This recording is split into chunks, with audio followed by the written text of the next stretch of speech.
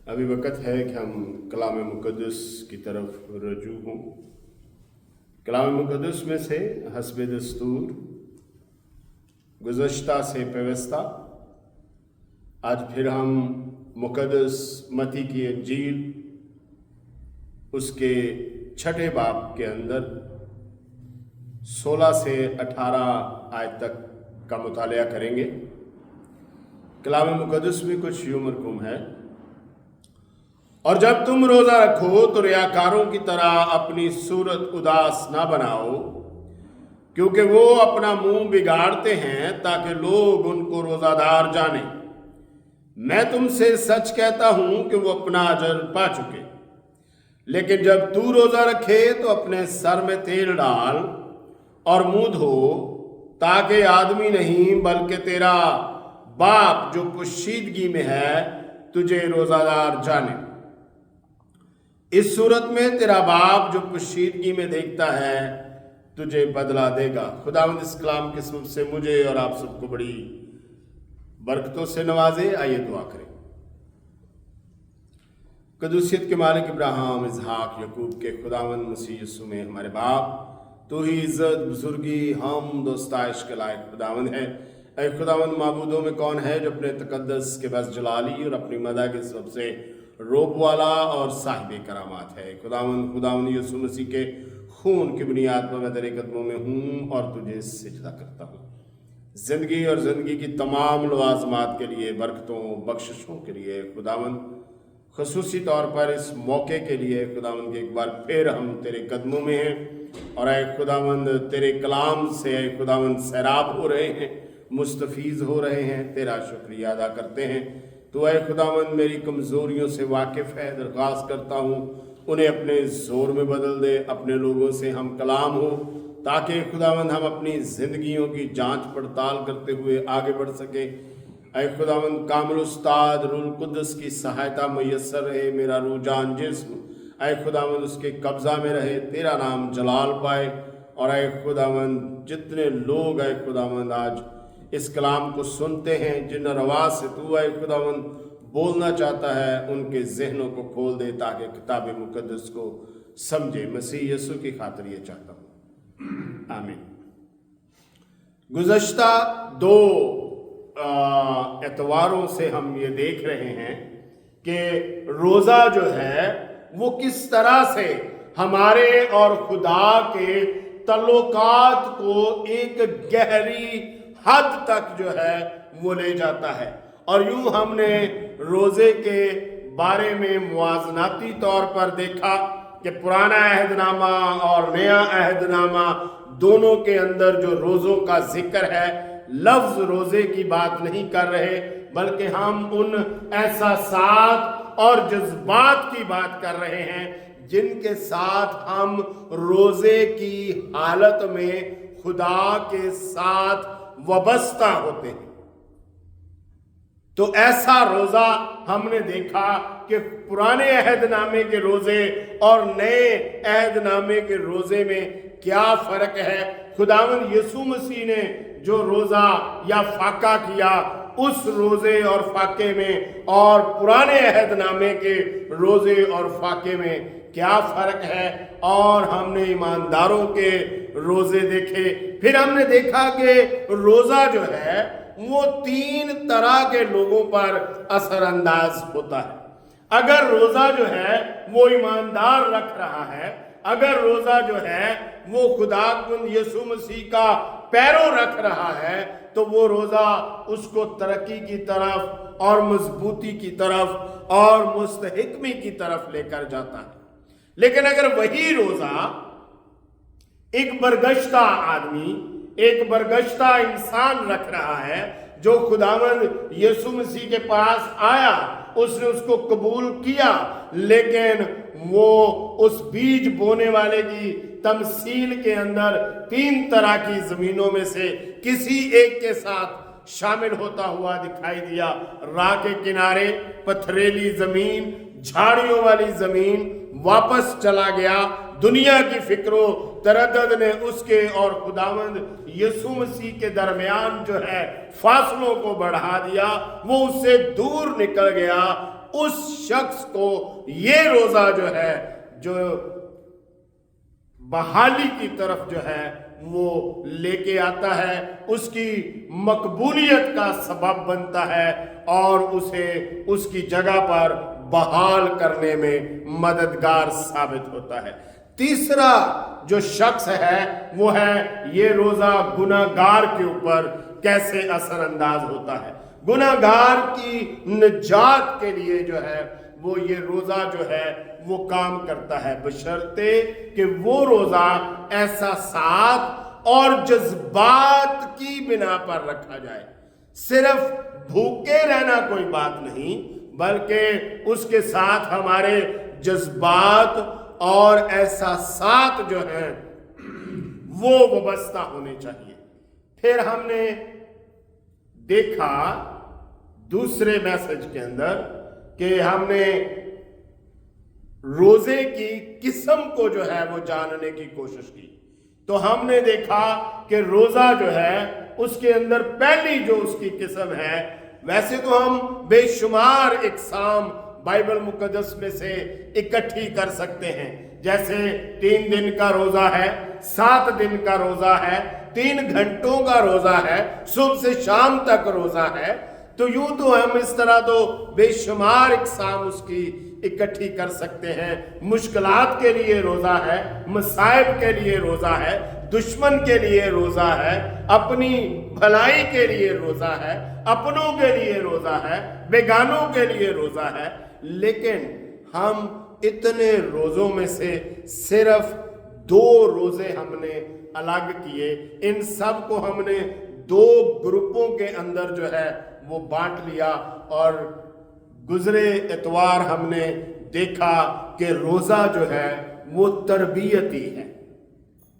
ہر کلیسیا اپنے ایک انتظام کو تشکیل دیتی ہے اور اس کے اندر اس نے بچوں، نوجوانوں، بہنوں، بیٹیوں کی، بچوں کی، نوجوانوں کی تربیت کرنے کے لیے چند اصول، دستور اور نظم و نسق جو ہے وہ بنایا ہوتا ہے، جس سے ہم دیکھتے ہیں کہ وہ چرچز کے اندر تعلیم دیتے ہیں، اور یوں ہم نے اس روزے کو تربیتی روزہ جو ہے اس کے ساتھ جو ہے وہ منسلک کیا۔ اس کا کوئی بڑا مقصد نہیں ہوتا، اس کا مقصد صرف یہ ہوتا ہے کہ ہم اپنی آنے والی نسل کو تعلیم و تربیت دے سکیں کہ کس طرح سے ہم خداوند کے ساتھ چلتے ہیں، یا کس طرح سے ہمیں خداوند کے ساتھ چلنا ہے۔ آج اسی سے پوستہ آج ہم روزے کی دوسری قسم کے اوپر غور کریں گے۔ روزے کی جو دوسری قسم ہے وہ ہے اصلاحی روزہ، ایسا روزہ جو دوسروں کے فیصلہ کرنے میں ان کی مدد کرتا ہے، ایسا روزہ جو کسی ایسی چیز کو جو ہمارے لیے فائدہ مند نہیں ہے اس کو نکالنے یا اس پر تحقیق کرنے کا جو ہے وہ راستہ ہموار کرتا ہے۔ اور نئے عہد نامے میں شاگردوں نے زیادہ تر یہی روزہ رکھا، اصلاحی روزہ۔ یہ روزہ خداوند یسوع مسیح کے اس بیانیے کے اندر بڑی وضاحت کے ساتھ نظر آتا ہے۔ کسی ایسی چیز کے اندر اصلاح کرنا، ترمیم کرنا، اس کو تھوڑا بڑھانا یا اس میں سے تھوڑا نکال دینا، اور یہی خداوند نے کیا، اور اس نے کہا اور جب تم روزہ رکھو تو ریاکاروں کی طرح اپنی صورت اداس نہ بناؤ، کیونکہ وہ اپنا منہ بگاڑتے ہیں تاکہ لوگ ان کو روزہ دار جانیں۔ میں تم سے سچ کہتا ہوں کہ وہ اپنا اجر پا چکے۔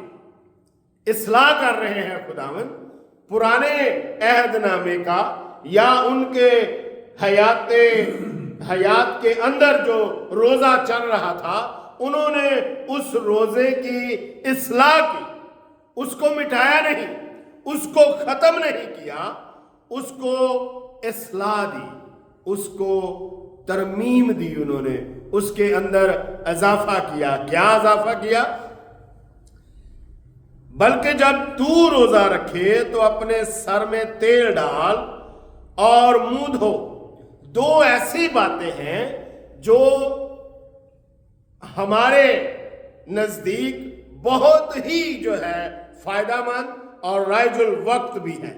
مثال کے طور پر سر میں تیل لگانا، سر کی تر و تازگی کے لیے سر میں ہمیشہ جو ہے چکناہٹ لگائی جاتی ہے، اور ہماری تہذیب اس بات سے بہت واقف ہے کہ کیوں سر کے اندر جو ہے چکنائی جو ہے وہ لگائی جاتی ہے۔ اور دوسرے نمبر پر ہے منہ دھونا۔ یہ بیداری، تر و تازگی اور حشاش بشاش، چست چلاک، اس طرح کی شخصیت کی نمائندگی کرتا ہے۔ ایسے نہ ہو کہ روزہ رکھا ہے اور یوں لگے کہ جی بندہ پتہ نہیں کتنے دنوں سے بیمار ہے۔ کیوں ایسا کرنا ہے؟ تیسری آیت 18ویں میں خداوند کہتے ہیں تاکہ آدمی نہیں بلکہ تیرا باپ جو پوشیدگی میں ہے تجھے روزہ دار جانے۔ ہم نے روزہ کس کے لیے رکھا ہے؟ یہ آیت ہمیں بتاتی ہے کہ کیا ہم نے روزہ انسانوں کو دکھانے کے لیے رکھا ہے؟ کیا ہم نے روزہ اپنے ساتھیوں سے سبقت لے جانے کے لیے رکھا ہے؟ آگے نکل جانے کے لیے رکھا ہے؟ کیا ہم نے روزے کو ایک مقابلہ بنا لیا ہوا ہے؟ اچھا آپ نے کتنے رکھے ہیں، آپ نے کتنے رکھے ہیں، میں نے تو اتنے رکھے ہیں۔ ہم نے کیا ان کو مقابلہ بنا لیا ہے کہ ہم دوسروں سے اچھا رکھ رہے ہیں یا دوسروں سے ہم پیچھے رہ گئے ہیں؟ نہیں، بلکہ خداوند یسوع مسیح یہاں کہہ رہے ہیں کہ تم اس کے سامنے جواب دہ ہو جس کے لیے تم نے روزہ رکھا، اور اس کے لیے روزہ رکھنا انسانوں کو ظاہر کرنے کا کوئی فائدہ نہیں، کیونکہ وہ جس کو دیکھتا ہے، سیموئل جو ہے وہ بادشاہ جب رد کر دیا گیا ساؤل تو بہت پریشان تھا، بہت ہی پریشان تھا، کیونکہ وہ ساؤل کو بڑا چاہتا تھا۔ لیکن جب ساؤل نے خدا کی نافرمانی کی، خدا نے اسے رد کر دیا، وہ بہت پریشان تھا، اور خدا نے ایک دن اس کو کہا سیموئل کتنی دیر تو ایسے پریشان رہے گا؟ ایسا کر، تیل کی کپی لے اور میرے ساتھ چل، یسی کے گھر جانا ہے بیت ایل کے اندر، وہاں تجھے اس کے بیٹوں میں سے ایک کو مسح کرنا ہے۔ سیموئل چلا اور یسی کے گھر میں پہنچا، اور اس نے یسی کو کہا اپنے بیٹوں کو میرے پاس لا۔ وہ پہلے کو لایا، خوبصورت، جوان، دراز قد، چوڑے شانے۔ اس نے کہا یقیناً خدا کا انتخاب یہی ہے۔ خدا نے کہا نہیں۔ اسی طرح 7 گزر گئے۔ سیموئل اب بے قرار ہونے لگا، ایک سے بڑھ کر ایک جوان، ایک سے بڑھ کر ایک خوبصورت، اب کس کی تلاش ہے؟ اس نے پوچھا یسی سے کیا تیرا کوئی اور بھی بیٹا ہے؟ یسی نے ناگواری سے جواب دیا ہاں ہے، بھیڑوں کے پیچھے ہے، چرواہا ہے، صبح کا مال لے کر نکلا ہوا ہے۔ اچھا اسے بلا۔ نوکر بھیجا گیا، اسے بلایا گیا، بالکل ہلکی عمر کا لڑکا، ابھی اس کے منہ کے اوپر جوانی کے آثار آ رہے ہیں، بچپن لڑکپن گیا نہیں۔ خداوند کہتا ہے اٹھ اور اس کو مسح کر۔ 1000 سوال سیموئل کے دل میں، ایک ہی جواب۔ خداوند نے کہا جو چیز انسان کی نظر میں اعلیٰ قدر ہے وہ میری نظر میں، خدا کی نظر میں مکروہ ہے۔ کیوں؟ اس لیے کہ خدا دل پر نظر کرتا ہے اور انسان آدمی کی موجودہ حالت اس کی شخصیت پر نظر کرتا ہے۔ تو بالکل ایسے ہی خداوند یسوع مسیح یہاں پر یہ کہہ رہا ہے کہ جس کے سامنے تم نے روزہ رکھا ہے وہ آدمی کی ظاہری نہیں بلکہ پوشیدگی کے اندر دیکھتا ہے، باطن اس کے اندر جو ہے وہ اس کا کھلا اور بے پردہ ہے۔ اور ہم دیکھ رہے ہیں روزے کی دوسری قسم اصلاحی روزہ، جو دوسروں کی زندگی کے اندر فیصلے کرنے میں مدد مہیا کرتا ہے۔ ایسا ہی ایک حادثہ جو ہے کلام مقدس میں درج ہے، اعمال کی کتاب اس کا پہلا باب 24ویں سے 26ویں آیت تک، اور یہ کہہ کر دعا کی کہ اے خداوند تو جو سب کے دلوں کو جانتا ہے، یہ ظاہر کر کے ان دونوں میں سے تو نے کس کو چنا ہے کہ وہ اس خدمت اور رسالت کی جگہ لے جسے یہودا چھوڑ کر اپنی جگہ گیا۔ پھر انہوں نے ان کے بارے میں قرعہ ڈالا اور قرعہ متتیہ کے نام کا نکلا، پس وہ ان 11 رسولوں کے ساتھ شمار ہوا۔ خداوند یسوع مسیح جب صعود فرما گئے تو یہودا اسکریوتی ان 12 میں سے خارج کر دیا گیا، اور یہ مسئلہ شاگردوں کو درپیش آیا کہ ہم اس 12ویں جگہ کو جو ہے پر کریں۔ تو شاگردوں نے اصلاحی روزہ تو اس وقت نہ رکھا، بلکہ انہوں نے اس خالی جگہ کو قرعہ سے پر کیا۔ 2 لوگوں کے نام دیے گئے، اور نہ فیصلہ پطرس کا ہے، نہ فیصلہ کسی اور شخص کا ہے، نہ یعقوب نہ یوحنا کا، تو قرعہ ڈال کر 2 لوگوں میں سے ایک کا انتخاب کیا گیا۔ تو پہلے وقتوں کے اندر قرعہ فیصلہ کرنے کا ایک اچھا ذریعہ تھا، کیونکہ حکمت کا مصنف جو ہے، حکمت کا بادشاہ جو ہے، امثال کا مصنف کہتا ہے 18واں باب 18ویں آیت میں، قرعہ جھگڑوں کو معکوف کرتا ہے اور زبردستوں کے درمیان فیصلہ دیتا ہے۔ ایسا ہی اصلاحی روزہ ہے۔ شاگرد بہت ہوتے جا رہے تھے۔ یروشلم کے بعد انطاکیہ ایک ایسا علاقہ ٹھہرا جو کلیسیا کا گڑھ بن گیا۔ یوں کہیے کہ یروشلم کے بعد انطاکیہ ایک ایسا علاقہ تھا جو کلیسیا کا ہیڈ کوارٹر بن گیا، بڑا دفتر جو ہے وہ بن گیا۔ اور جب اس جگہ کے اوپر بہت سارے معلم تھے تو مشنری سفر کے لیے ٹیمیں بن رہی تھیں، تو سب لوگ جو ہیں وہ پریشان تھے کہ اب ان علاقوں میں کس کو بھیجا جائے۔ اور یوں ہوا کہ شاگرد جو ہیں وہ روزے سے تھے، انہوں نے اس مقصد کے لیے روزہ رکھا ہوا تھا کہ ہم مشنری سفر کے اوپر کن کو بھیجیں، کون کون جائے گا۔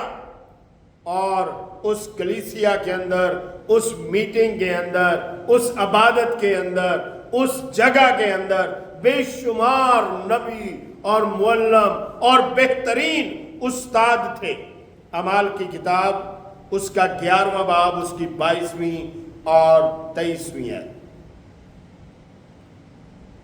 ان لوگوں کی خبر یروشلم کی کلیسیا کے کانوں تک پہنچی اور انہوں نے برناباس کو انطاکیہ تک بھیجا۔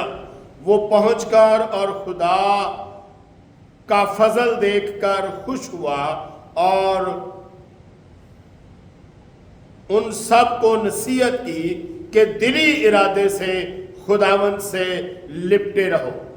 یہ وہ جگہ تھی جو اب کلیسیا کا گڑھ بن چکی تھی، اور اس کی ایک اور مقبول ترین बात ये थी कि मसीही लोग सबसे पहले मसीह के नाम से यहीं पर जो है कहलाए, उन्हें यहाँ पर ही मसीही कहा जाने लगा। अमाल की किताब उसका 11वां बाब उसकी 26वीं है।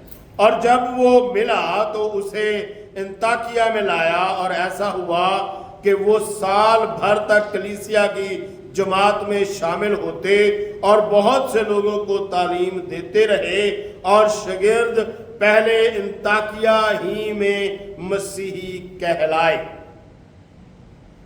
यूं अंताकिया एक ऐसी जगह बन चुका था जहां से कलीसिया जो है वो अपने मिशनरी जो है उनको रवाना करती थी कि गैर अक़वाम में खिदमत की जाए। और मुद्दा ये था कि कौन जाएगा। उन्होंने रोजे रखे हुए थे, वो रोजे के अंदर ठहरे हुए थे। आखिर खुदावंद जो है उनसे हम कलाम होता है। अमाल की किताब 13वां बाब उसकी पहली 2-3 आयत आपके लिए पढ़ना चाहता हूं। अंताकिया में उस कलीसिया के मुतालिक जो वहां थी कई नबी और मुअल्लिम थे, यानी बरनबास और शमाउन जो काला कहलाता है, और पालूस, करीनी और मनाहीम जो चौथाई मुल्क के हाकम हेरोदीस के साथ पला था, और सऊल जब वो खुदा के मुंह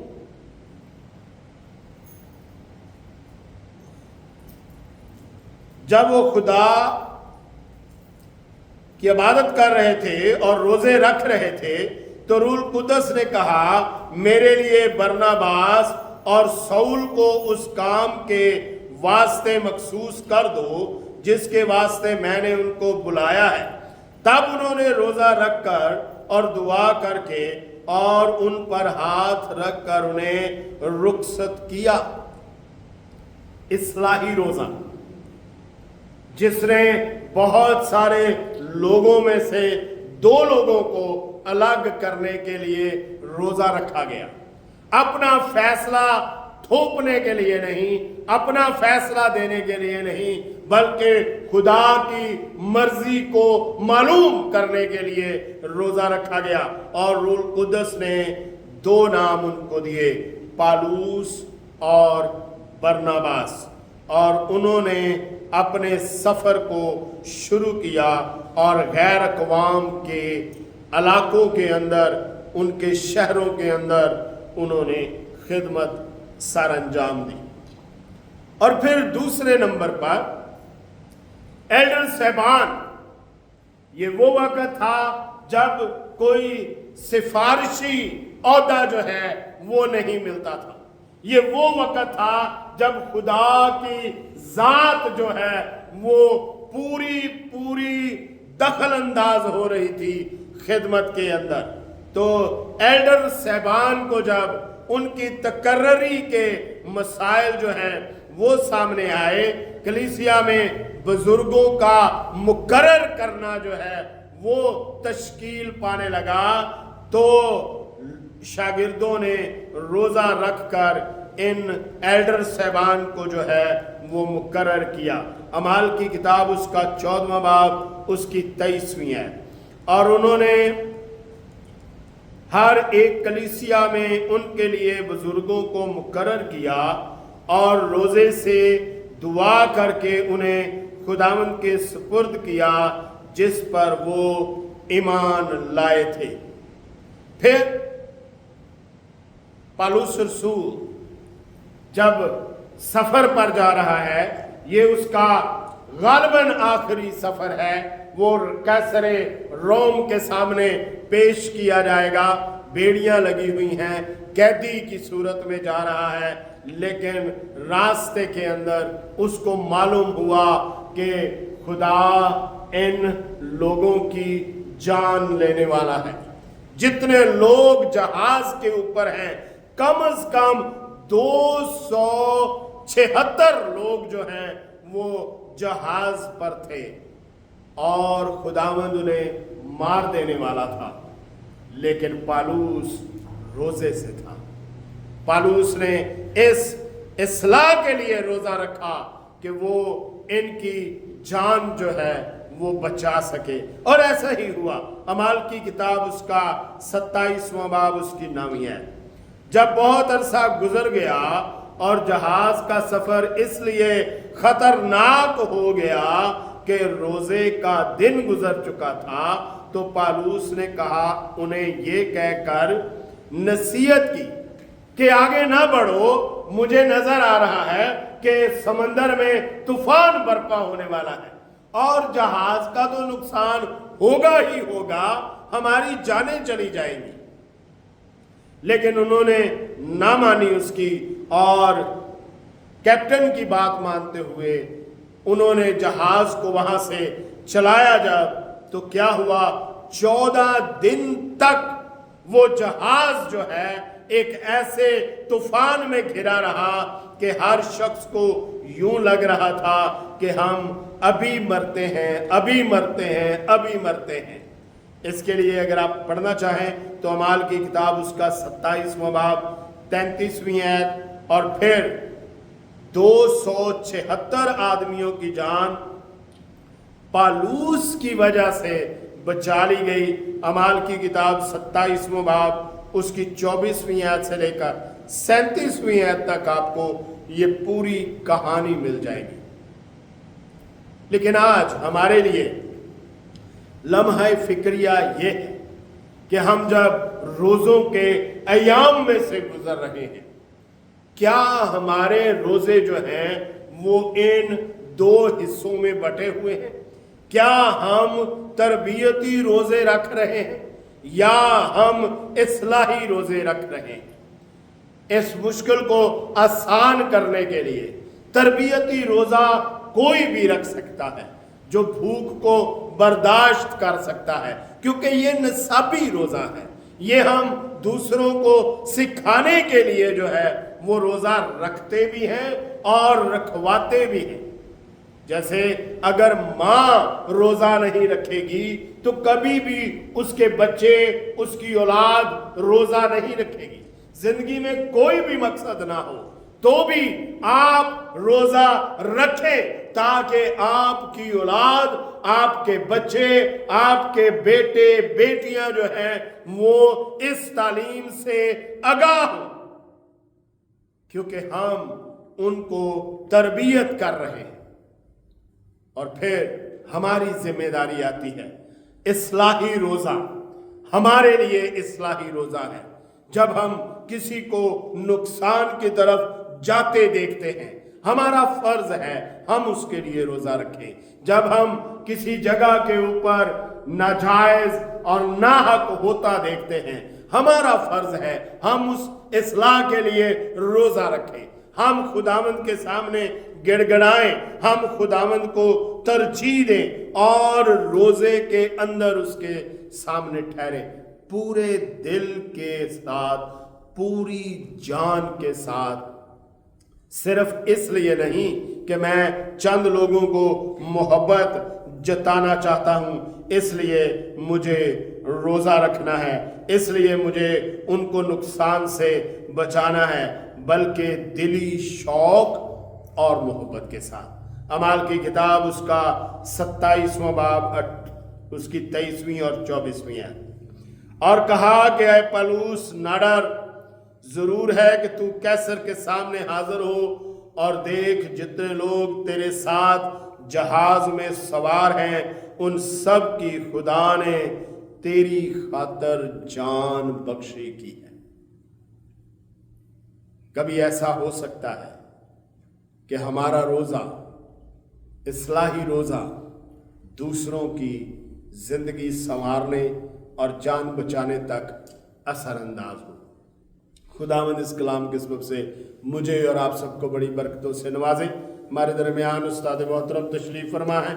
درخواست کی جاتی ہے کہ کلام خدا کے لیے دعا کریں اور جماعت کو کلمات برکات کے ساتھ رکھ سکیں۔ یسوع مسیح میں ہمارے آسمانی باپ، ہمارے زندہ خداوند ابراہیم، اسحاق اور یعقوب کے خدا، آسمان اور زمین کے خداوند، تیرا شکر، تیری تعریف، تیری حمد کرتے ہیں تیرے کلام کے لیے۔ خداوند تیرا شکر ہو، ہمیں توفیق دے کہ ہم تابعداری سے تیرے نام کو جلال دیں. تو پھر باپ تیرا شکر کرتے ہیں، تیری تعریف تیری حمد کرتے ہیں. میرے خداوند دعا کرتے ہیں روت اور ولسن کے لیے، خداوند تو ان کو شفا دے، طاقت دے، تندرستی دے. خداوند تیرا نام جلال پائے.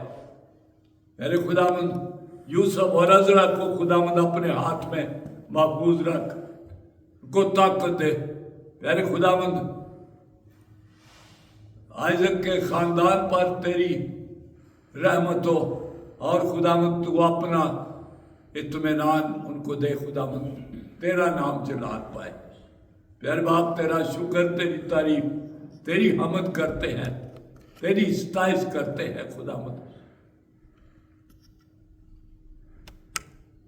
خداوند اپنے جلال کے لیے اپنے بندے کو استعمال کر. خداوند یسوع مسیح کے پیارے عظیم جلالی ابدی نام کے وسیلے سے مانگتے ہیں، آمین. اب ہمارے خداوند یسوع مسیح کا فضل، خدا باپ کی محبت، پاک روح کی شراکت ہم سب کے ساتھ اب سے اب تک ہوتی رہے، آمین.